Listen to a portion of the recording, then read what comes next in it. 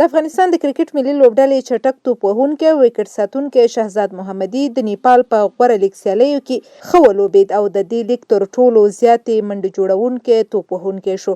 شهزاد محمدي په دې لیګ کې ټولې اووه سیالۍ وکړې چې په دې اووه لوبو کې 200 منډې جوړې کړې او د ډېرو منډو جوړونکو لوبغاړو په سر کې راغی.